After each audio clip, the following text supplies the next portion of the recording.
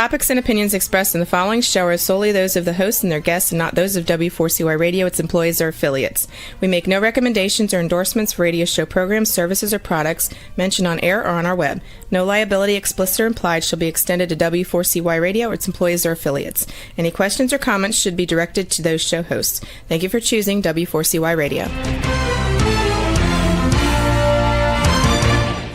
You're listening to the ASQ podcast for a transformational approach to life and leadership, blending soul wisdom with modern insight to create outer impact.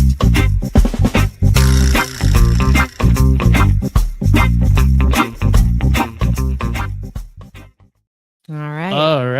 Welcome, everybody. Welcome, everyone, to another live show of the ASQ podcast. Yes. How you Super doing? excited. I'm good.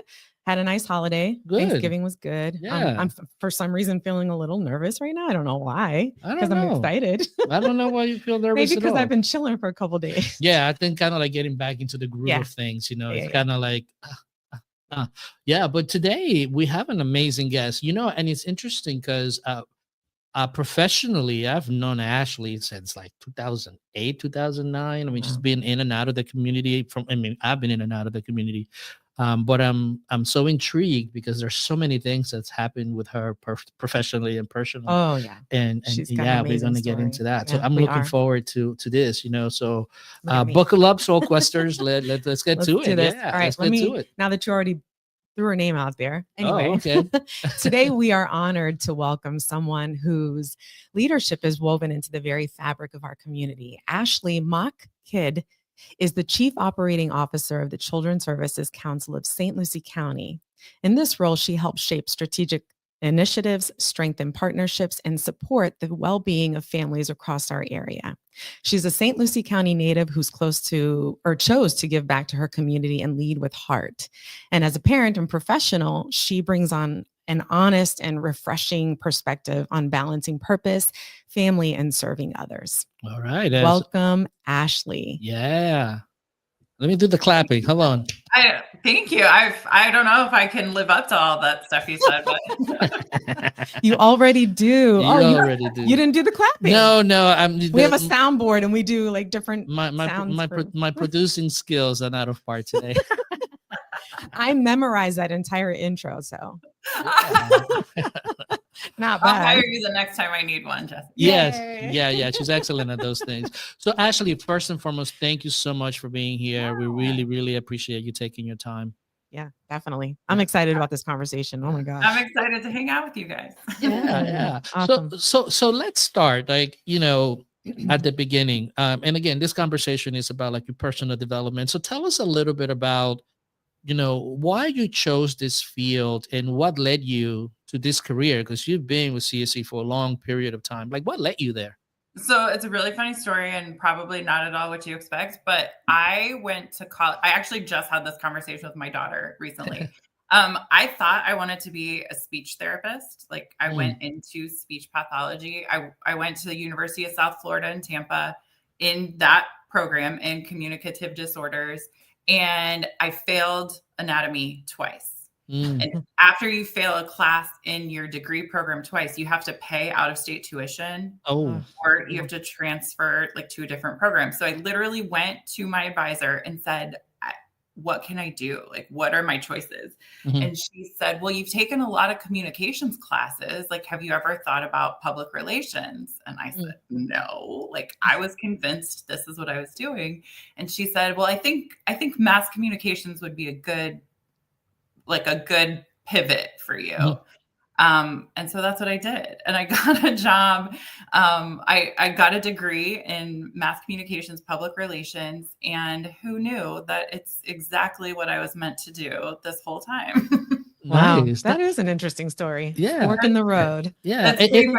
My mom jokes that when I was in kindergarten, I used to get my name, like, when they used to write your name on the board when you got in trouble, it was for talking. And now that's literally my job. So. I love it. Was there like because throughout life they tell us, you got to pick a career, you got to choose something, and this is what you have to do. When you came to that fork in the road, what was some of the emotions that went through you? And then also, because a lot of us don't want to ask for help, Like what pushed you to say, hey, I need some help here, and went to your counselor? Yeah, I think for me it was I knew what I was doing wasn't right. It didn't Okay. feel good Mhm. anymore. And that's honestly probably why I wasn't putting a lot of effort into trying to make it happen.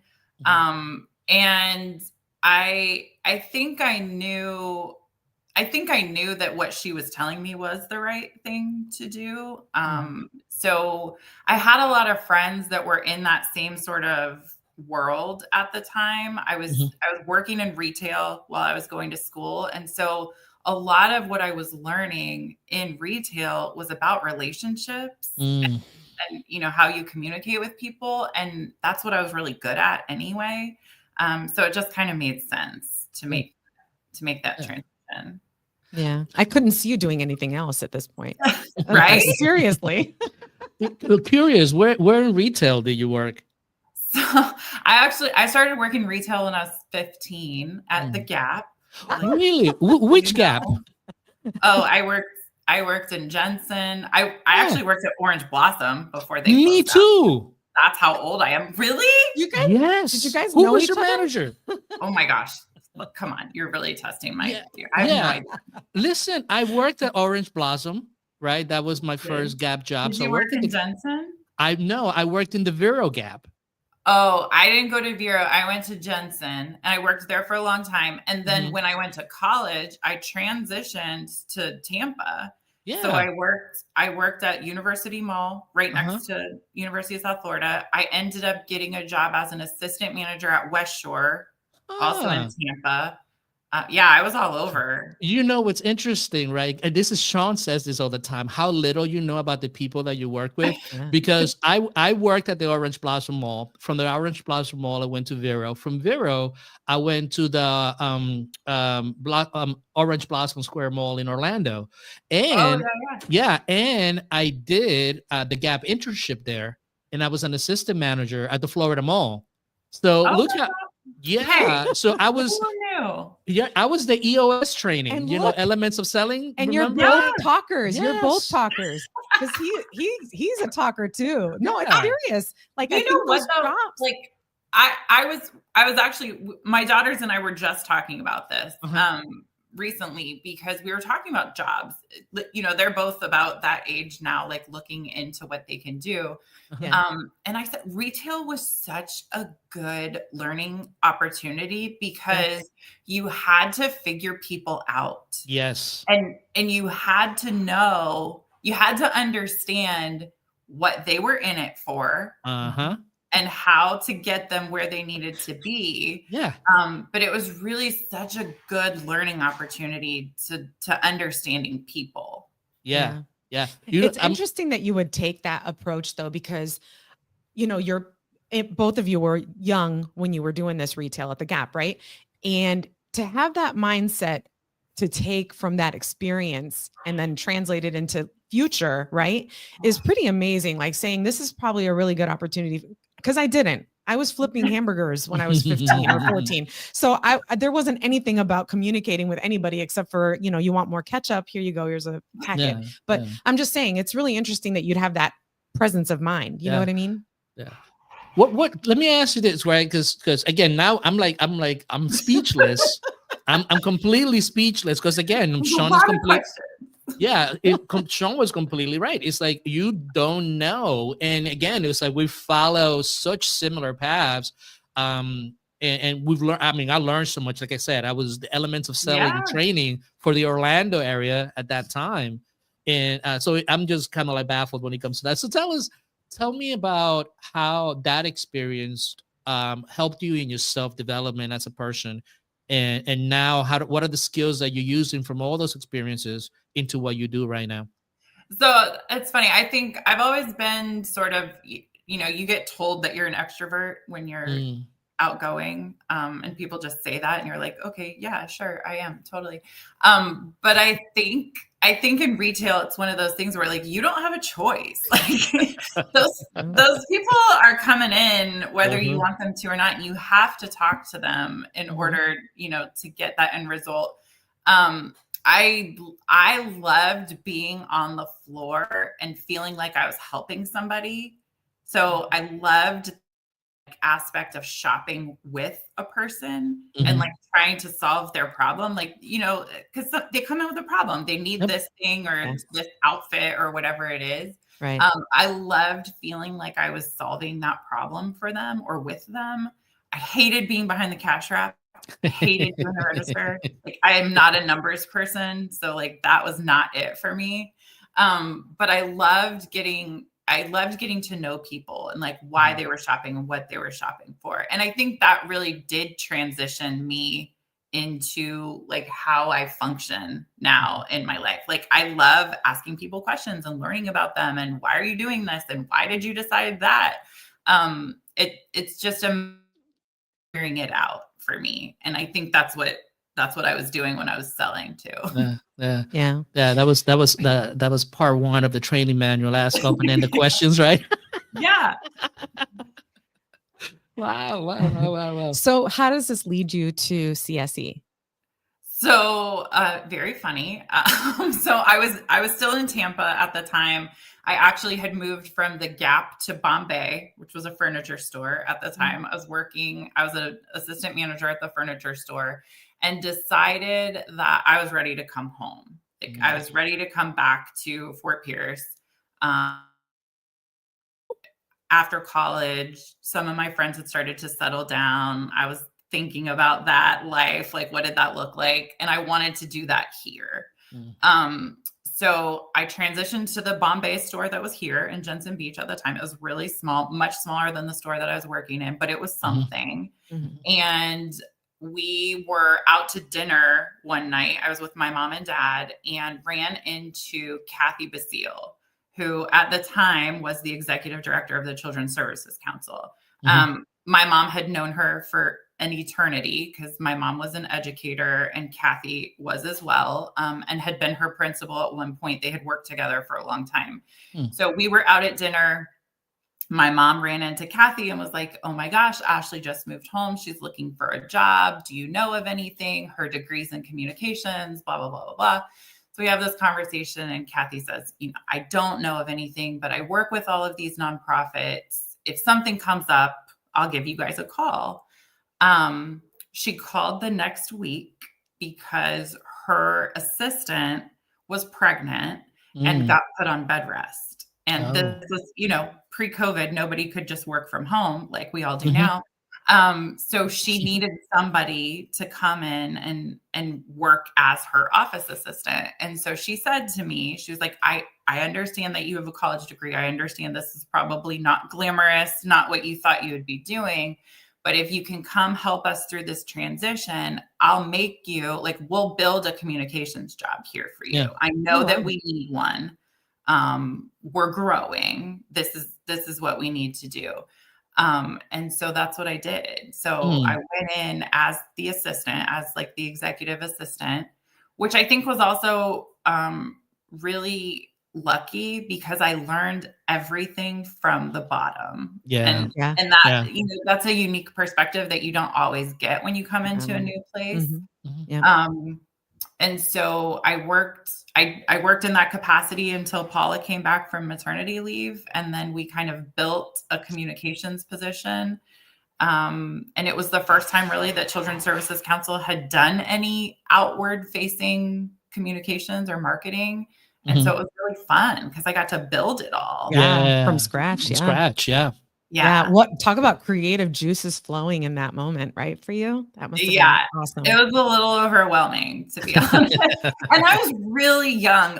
I know Sean jokes all the time that I started this job when I was in middle school, but still, in the capacity of the work environment, I was really young in that office space. I remember, I don't know if you guys remember Jerry Hefner. He still does a lot of training in town, best places to work and stuff like that. But he was hosting a workshop and somehow I got roped into going with our HR person.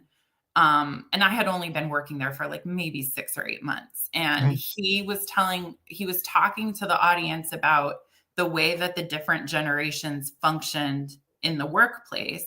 And he literally made a comment like, there's probably no millennials in the audience because they don't want to work anyway. Oh, wow. And so our HR director like elbows me and raises my hand. And I was like, what are you doing? And he was like, wait, you're a millennial? And I was like, I am. But I was the only one in that room. Wow. And so it was interesting, you know, to be in that space and be as young as I was. But it was what I wanted to do. So yeah.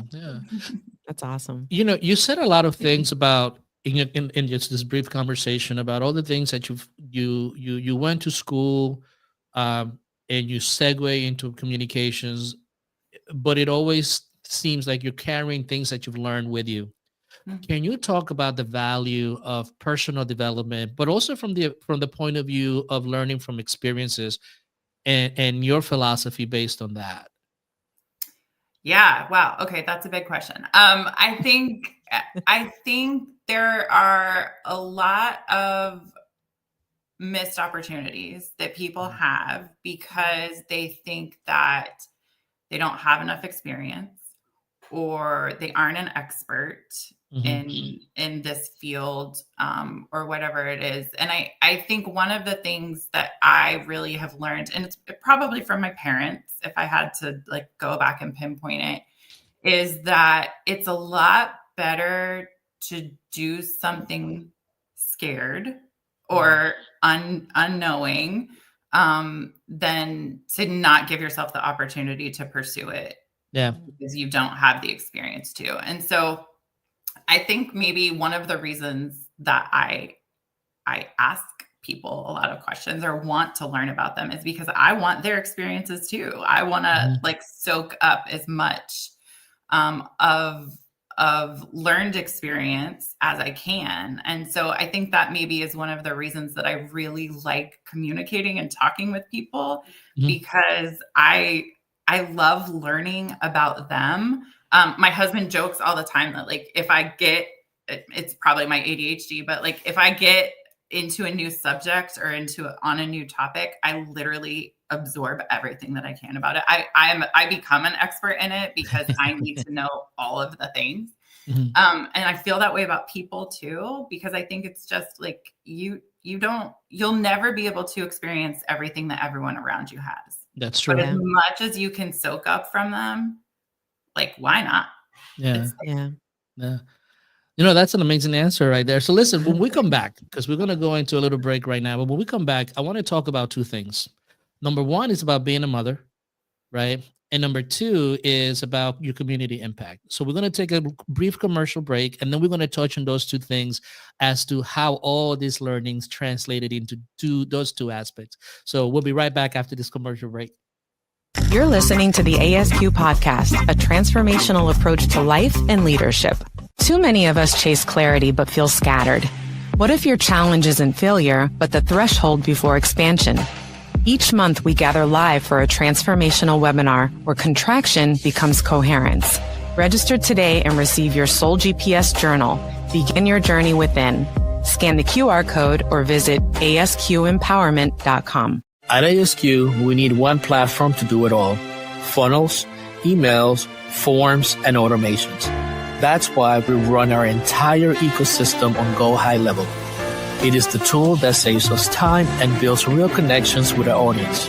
We believe in it, we use it, and we recommend it. Start your free trial through our affiliate link today. We don't just find podcast guests, we find aligned voices. That's why ASQ uses Podmatch to connect with leaders and creators worldwide. It's how we've built relationships that shape life and culture. If you want meaningful conversations, join through our affiliate link today or scan the QR code. Find your match on Podmatch. Leaders are burning out. Teams are disengaged. Cultures are fragmenting. ASQ Empowerment transforms leadership and culture from the inside out. Our Coherence Quest bridges ancient wisdom with modern neuroscience, helping organizations align, adapt, and thrive. Start with an organizational snapshot assessment. So, visit now at asqempowerment.com and schedule your briefing today. ASQ Empowerment. Lead your life. Shape your culture. Begin within. Welcome back. You're listening to the ASQ podcast with Dr. Jesse and Omar Ferreira, a transformational approach to life and leadership. All right, so we're back with Ashley. Welcome back. Welcome back. I'm still stuck on the fact that we're both Gap alumni. Yeah, I'm still stuck. We with talked that. about it during the commercial. It's like, Hey, like small world. you know what my favorite? There were 2 times working at the Gap that were my favorites. Right, it was during the holidays with all the different songs, right? Because we used to get the special tapes, and then during Valentine's time, So, anyways, I loved it. I mean, I again, like I still have relationships with people from my stores in Tampa, like wow. the managers that I had there that I still talk to. Wow, that's awesome. That's That's awesome. amazing. Yeah, I was referred to as Gap Boy. Yes. After a certain point. When I yes. first met Omar, he was Gap Boy. He had all Yeah. these That's all Gap he wore, clothes. right? Like that's all you wore. That's 'cause- all It I is. wore. Yeah. The 50% discount. Yeah, Is exactly. right. No. I will say it skewed my view of denim for life. Like I will never. I'll always have a problem. Yeah. Sandblasted. Anyways, going back to one of the things that really is interesting about you and your husband was this idea of creating a family. And can you talk to us a little bit about what you did when it came to that? Because again, coming from a point of view of a person that is given to the community, a big aspect of that self-development is creating a family and nourishing that family. Yeah. Take us through that process. Yeah. So, my husband, I think almost immediately when my husband and I met, we knew that even before we were going to get married, we knew that we were going to have kids. That was something that we talked a lot about. And we had a lot of challenges with that. We went through fertility process for about 4 years before we really sat down and said, okay, we're at the end of this road now. Mm-hmm. I remember we had a conversation with our fertility doctor, and at the time, IVF was costing just about as much as a private adoption. Yeah. And so we really got to the point where it was like we were making a choice. It was either going to be pursuing IVF or pursuing an adoption. And at that point, I just personally, the drugs and everything that you have to go through and the toll that it takes on your body, I was just done. I was completely tapped out. And I said to him, I was like, I can't do anymore. I just can't. And so we had conversation with a lot of friends who had done foster care adoption. And at the time we were like, that's not the right move for us. We can't, that's too much. That's too big. So we opted to pursue a private infant adoption. We raised a lot of money. We spent a lot of money. We did get matched with a birth mom who was located a couple hours away. We had the opportunity to meet her, and we're working through an agency and an attorney. And unfortunately, right before the holidays, all of that fell through. It wasn't a good fit. It wasn't a good situation. We lost a lot of money in that process because you don't get that back. And we really, I think, decided that it happened right before the holidays. And I think we kind of decided, let's see what happens through the end of the year. And then in January, we'll regroup and figure it all out. Right. I was Christmas shopping and ran into an old friend of mine who was a foster parent. Mm-hmm. And she had kids with her at the time. And I didn't know that. But we were talking in the store, in the middle of the grocery store. We were talking, and I just really felt like something put her in my path for a reason. And it was 100 times we had said no to foster care adoption. And this 101st time, something was different. And so I came home And I said to my husband, I was like, I think we need to look into this. Like it's something that we don't know enough about to say no to yet. And so after Christmas, we looked. At the time, there were a handful of agencies that were doing foster care licensing. We talked to all of them and ended up going with the one that had the classes the fastest. Because, you know, once I learned everything, I needed to do it right away. Yeah.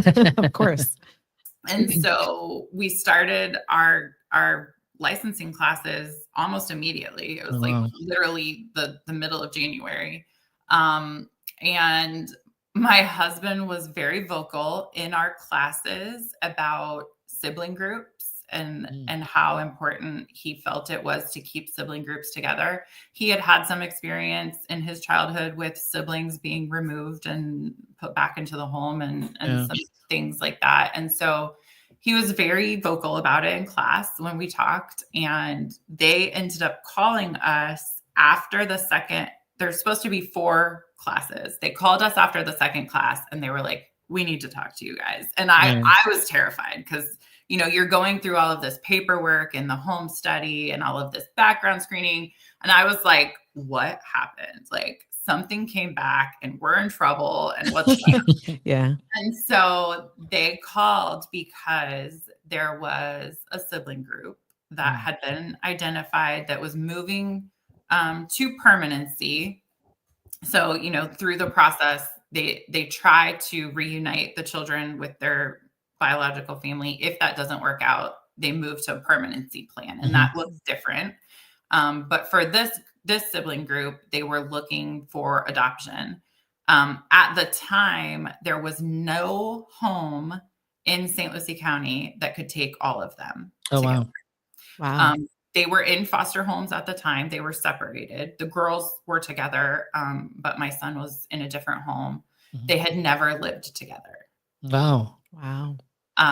And so there was no home at the time that could take all 3 of them. And so they called. So the phone call was kind of funny because she was like, okay, I need to talk to you. Are you sitting down? And I'm like, yeah. Sure. Yeah. And she said, we've identified this sibling group.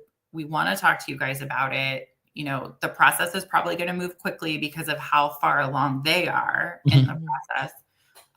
What do you think? And I said, well, like, what else can you tell me? And she said, I don't know their specific ages, but I know they're under 5. Yeah. And she was like, there's 3 of them. And I said, I'm sorry, there's how many? Yeah. There's 3. And I said, oh, wait, I thought when you said siblings, you meant 2. I thought we were talking about 2 children. And so I called my husband and I said, here's what I know. And his response to me was, is one of them a boy? Oh. I said, yes. And he said, then say yes. Oh, wow. And so that is literally how fast it happened. We were not even done with our licensing at the time. Like we were still going through the classes. We still had classes to finish, but they started doing our home study simultaneously so that we would be close to done by the time our classes were done. And that was February, the end of February. They moved in with us in April. Oh, wow. So it happened really Very fast. Yeah. really quickly. We had this great transition plan in place where we were going to do some overnight visits and do some weekend visits and whatever. That did not work out like that because does it ever in child welfare? No. No, never. But I think it worked out the way that it was supposed to. And we ended up finalizing their adoption in 6 months and 1 day. Oh, wow. So the same year. So their adoption was finalized in September of that same year. That's amazing. It was How did that? I mean, I was tearing up a little bit because it's such an emotional story and I've really never heard it like that, but I did follow you on social media and we were friends and stuff. So I knew about this and it was such an amazing thing to watch. Right. my question to you is, now you go from 2 to 5. What was that like for you? And also, professionally, because like this is a huge shift, not only personally, but also professionally. So the true answer is I don't remember. And Rob and I joke about this often, but like I truly think that there's like 18 months where I don't really recall what happened. Oh my gosh, that's so funny. I will say, at the time, just speaking professionally, obviously working at the Children's Services Council, you have an expectation that they are at the forefront of family building and child, support. And they absolutely were. And that was a huge help at the time. I took a few weeks off. I didn't take like a full, what you would consider like a maternity leave off, but I will say, and a huge shout out to Sean, he has since amended our policy so that an adoptive mom could take a full maternity leave off. Oh, that's wow. awesome. We probably are one of the only organizations that has that. Yeah, I was going to say, I've never heard of that before. Yeah, that's awesome. And so that was something that he did, I think, in response to it. They so accommodating to me and to our family, and just everything that they did for us, that they still do for us. But it was a big adjustment, and it was, when the kids came to us, they were 18 months, 3 and 5. Wow. And so it wasn't just an adjustment in our household. It was an adjustment in our day to day, because, the girls were still in childcare. They weren't yet in like school. And Ricky was a baby. He was an infant, and Still doing diapers. Yeah. And so it wasn't just navigating the change in our like household, but also, they had experienced trauma, and a big shift like that in their day to day impacted each of them differently too. And so it was a lot. It was a lot. And there were a lot of people that were like, oh my gosh, I can't imagine like going from 0 kids to 3 kids, but we didn't know what 1 kid was like. Yeah. So it wasn't really like, we didn't have anything to compare it to. So it really was all that we knew was going from 0 to 3. It was crazy. Yeah, sure. But, it happened the way it was supposed to.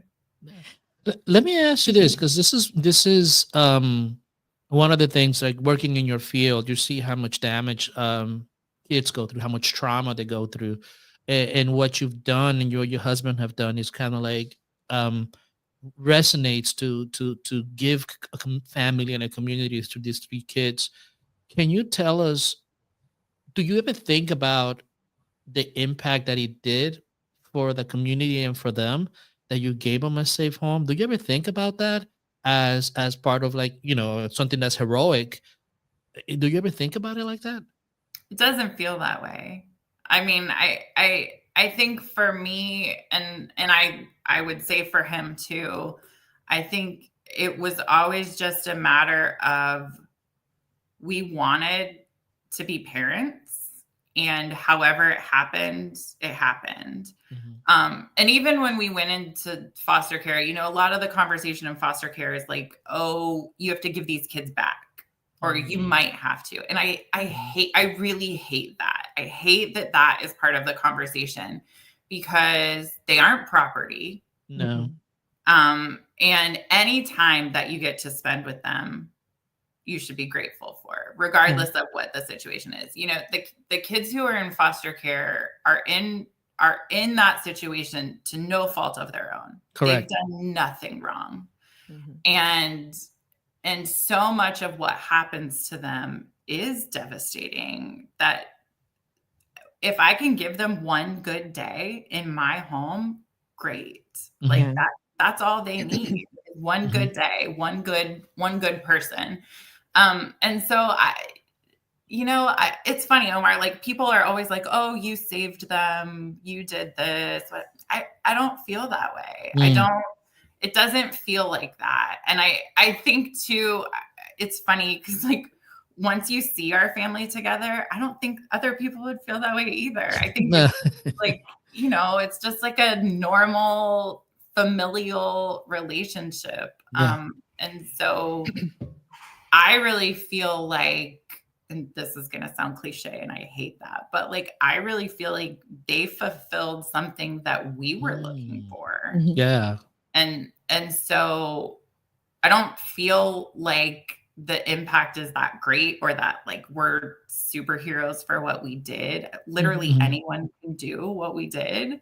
And yeah, there's a lot of work involved, but there's a lot of work involved in any parenting journey. And Yeah. you It's don't no know. different. Yeah. Yeah. Yeah. You Yeah. don't know what's gonna happen. No, absolutely. Can I Absolutely. just ask a question really quick? I'm curious about this. Mhm. I know you what you just talked about now kind of segues into this question that you've been vocal. When I have been with you, you've vocalized motherhood and your experiences with the kids and whatnot. And it's really beautiful to listen and watch because you're being so transparent and honest Curious. about the difficulties and the challenges and the obstacles and the beautiful times too, right?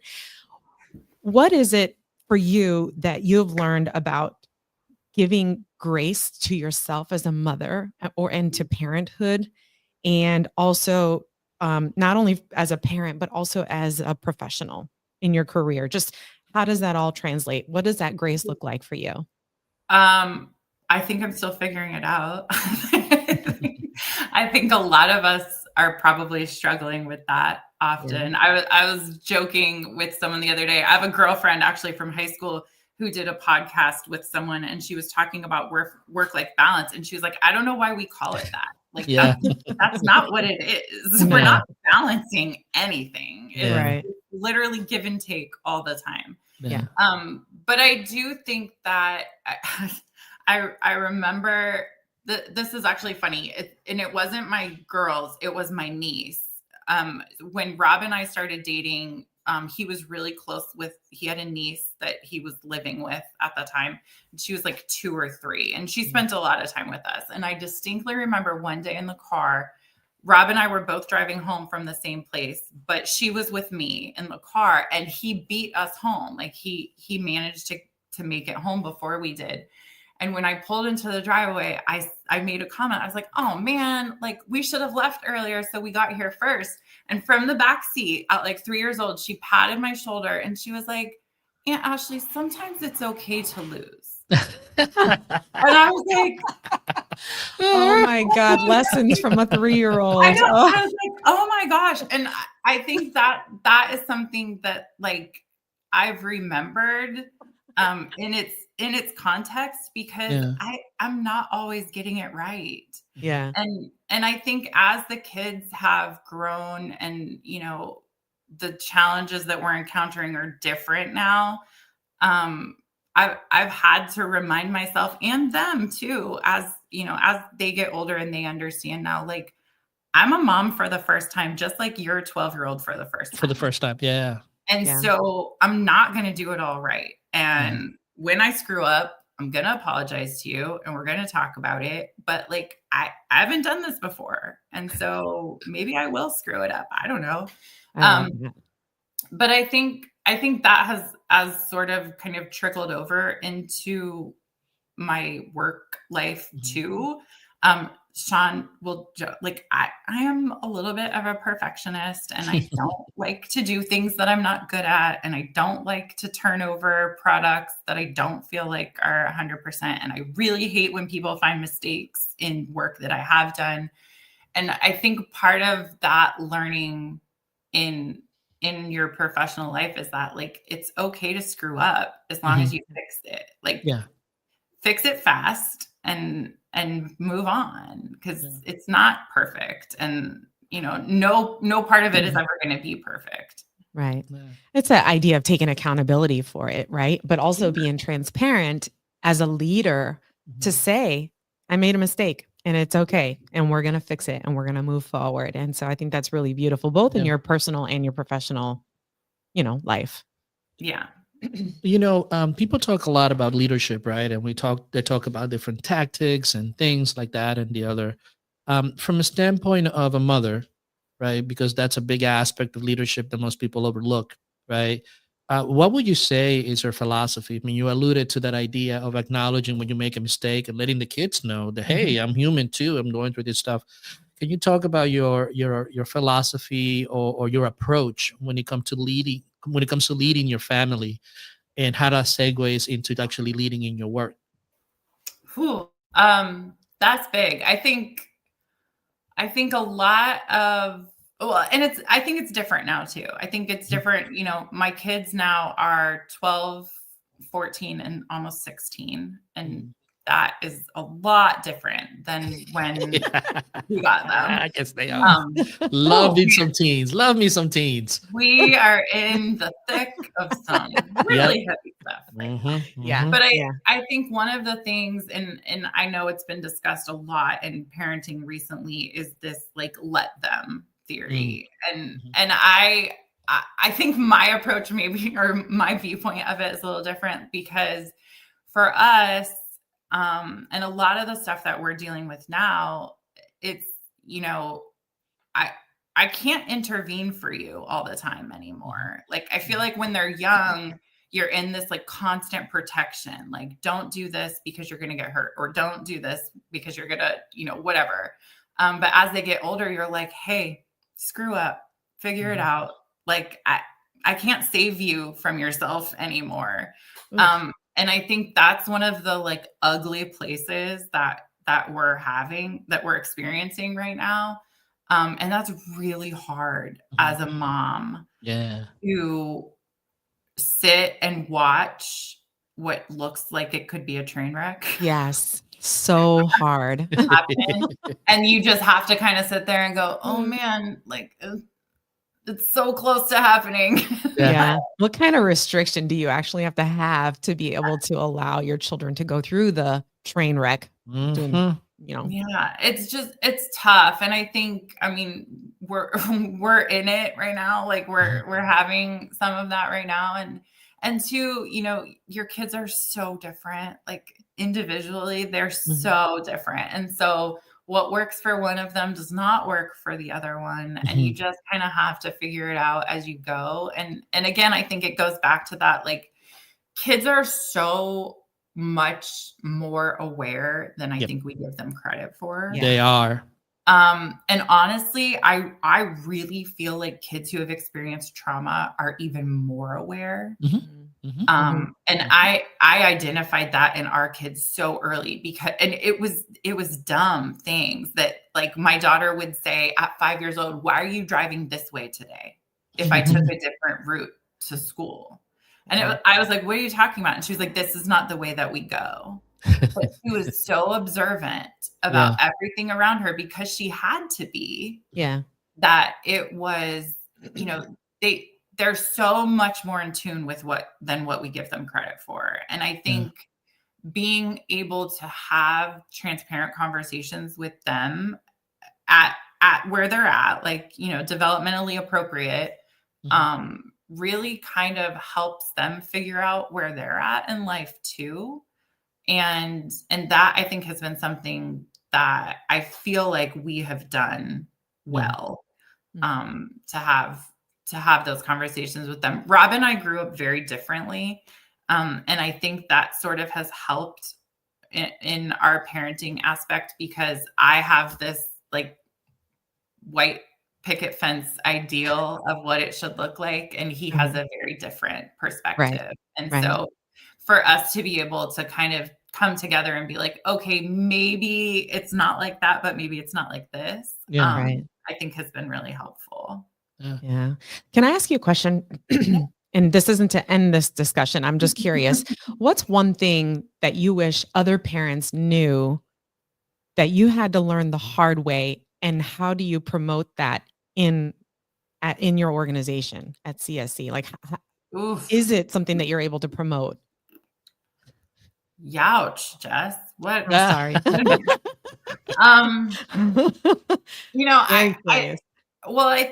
I think one of the things that that is important for all of us to understand as parents is that it's okay to not be okay with where you are. And we talk a lot in our organization and within our programs about like asking for help doesn't mean that you've failed. Yep. And I think that is something that you, as a foster parent, you had to learn really quickly, because it was so much more than just parenting. Yeah. As a foster parent, there was bureaucracy and systems and red tape and rules and all of this stuff. And so you really lean on the people who have done it before you. And I think that is something that we try to encourage in our programs is, this sort of like support group aspect that I think we got away from for a while, but is coming back. I mean, like the idea that you're not the first person that's experiencing this problem. Right. Somebody's done it before you and can tell you like what worked for them and what didn't, but sort of like that group aspect of whatever the approach is. We leaned on the foster care parent group so heavily because it was just like, you just have a lot of questions and not discounting anyone's parenting experience, but a lot of them didn't have the same situations that we were having. Like their kids didn't have trauma. Their kids weren't removed from a home. They had always had two loving parents in their world. And so, I think the foster parent community is really close because they had to be. And I think that's something that in our programming, at least from what I've seen, the programs that are really successful, that's something that they have. Yeah. I love that. Yeah. This has been so aligning, right? Because we typically think about leadership primarily as business and the work that we do, but you just brought up that idea of leadership when it comes to the family, that idea of constantly growing and adjusting based on that. As we come to the end of our conversation, are there any final words or any final tidbits that you would like to share with families, with parents, with business people in regards to constantly growing and learning and allowing yourself that peace to be able to say, I don't have to know everything? Gosh, I wish I had perfected that, but I think it's really just a matter of, and sometimes that takes like a lot of self-reflection, right? Like where I'm at and what I need. I'm a lot more confident in my parenting than I was 10 years ago when, when the kids first came, and I probably looking back would do things differently, but that doesn't mean that I did them wrong. Yeah. Right. And so I think it's just a matter of like figuring out the balance of confidence and being confidently wrong. Whatever choice That's you're great. making. I love that. Because I can feel that from you now.